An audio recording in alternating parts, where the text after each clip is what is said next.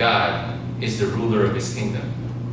And faith that God is working even if we can't see him, even if we've lost the sight of him, and even if we see no answer from him. We must actually believe that he is ruling, that God is still in charge. I had this patient a few years ago who told me her story. She was going through a major crisis in her life, and it was extremely difficult for the patient to do what she needed to do. She had serious health problems, especially neurological issues, and her relationship with her significant other needed major repair, and her financial situation was, safe to say, a disaster. She didn't want to hear from me that God would help her through this time of difficulty. And she said that she prayed and prayed, and it seemed like God did not want to answer.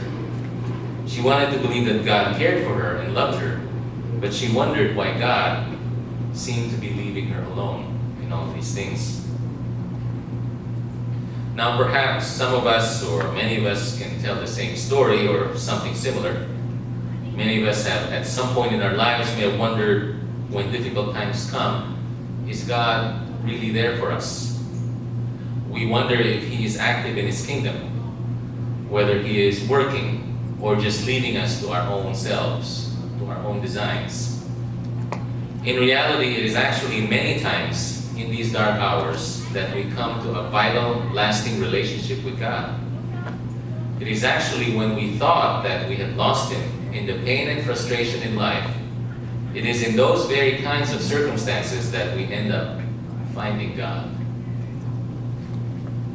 And it's actually interesting that there are statistics that show this to be the case. There's this survey by Lifeway Research who contacted the victims of the Oklahoma tornadoes in 2013. When the respondents were asked how they feel about God when suffering occurs in life that didn't seem to be fair, the highest percentage answer says that people trusted God more instead of less.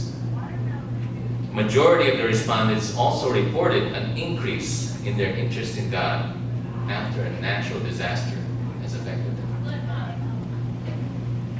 So we're called to have, this certain faith, a faith that is patient, a faith that is unwavering. It is a faith that comes from trusting in him even if there are things we cannot see or things we can't understand. In the second parable, Jesus tells us that the process of God's kingdom growth is similar to what happens to a mustard seed. He says that the kingdom is like a grain of a mustard seed, which, when sown upon the ground, is the smallest of all the seeds of the earth. Yet when it is sown, it grows up and becomes larger than all the garden plants and puts out large branches so that the birds of the air can make nests in its shade. So the kingdom of God is like a small mustard seed planted in the earth. And it will grow and grow until it becomes the largest of all plants. Now, I don't know about you, but I've never seen a mustard seed before. But based on my reading, it turns out that it was the tiniest seed that the farmers planted in ancient Israel. The diameter of the seed is barely 1 millimeter. 1 millimeter is, I don't know, I can't describe that. But in terms of how it grows, the mustard shrub can grow to a height of anywhere between 8 and 12 feet tall. And that's hard to believe from a seed that is really very small to something that is 8 to 12 feet tall. It would have branches big enough for birds to come and make their nests. The kingdom of God also started small. God started his work in the world with just one man, Adam. He started a covenant with the nations that began with another man, Abraham. And then his kingdom dynasty over Israel was established with one man, David. And then his new covenant of salvation began with one man, Jesus Christ. Remember also that Jesus was born in poverty, And in his formative years, he lived his life without being noticed. Until age 30, he lived at home and worked as a carpenter.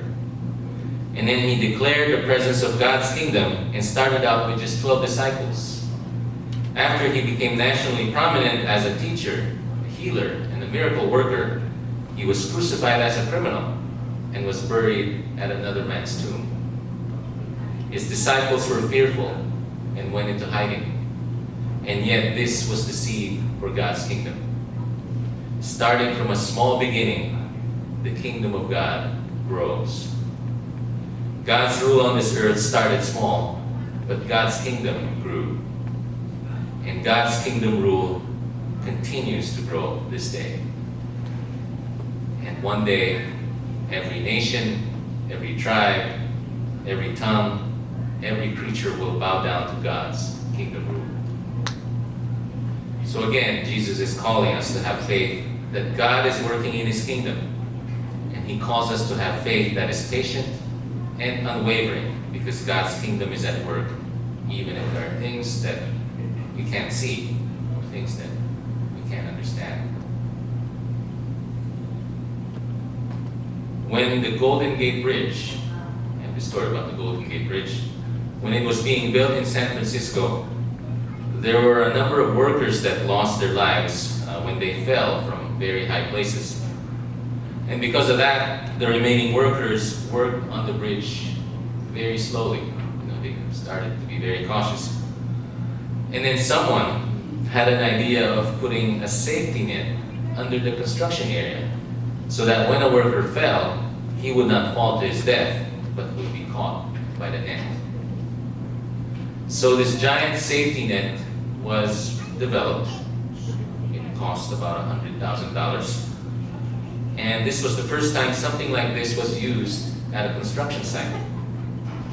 And with the security of the net below them, the men, the workers, were able to move about and build the bridge at a faster pace, because they knew that if they fell, they won't lose their lives.